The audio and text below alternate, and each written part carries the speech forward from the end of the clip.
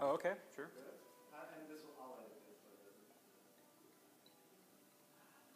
All right.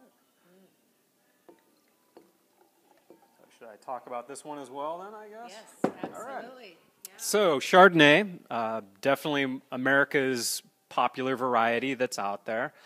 And Chardonnay is interesting as a variety goes.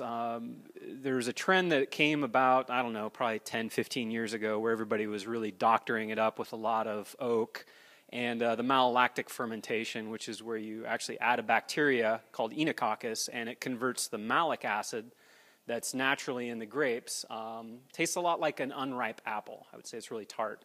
The Enococcus will actually convert that over to lactic acid, which is what you find in cream and in milk.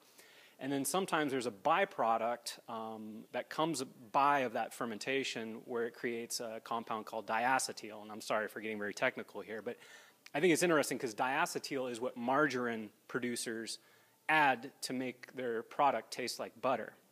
So I've always kind of thought to myself that's a manipulation that some consumers prefer those styles of wines. Is that what happens when people talk about a wine that says this tastes a little buttery? Is that Oftentimes, particularly with Chardonnay, if it went through a malolactic fermentation, that's really what they're picking up. Sometimes certain types of oak from the barrels and the toasting that it went through can create a buttery or butterscotch character as well.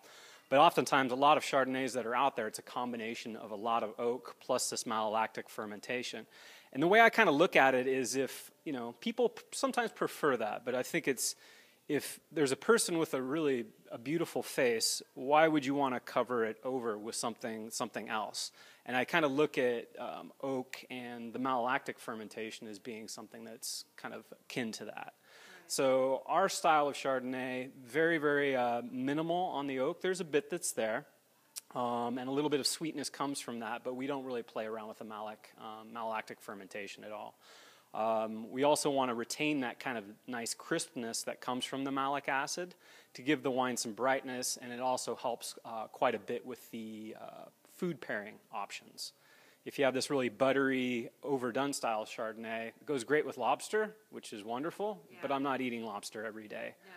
So this is there's more versatility towards this style of Chardonnay, and I think it's more of a testament to the style of Mendocino County Chardonnay that we have, and just kind of produce it in this way and let people enjoy it. Yeah. Cheers. Yeah. Cheers.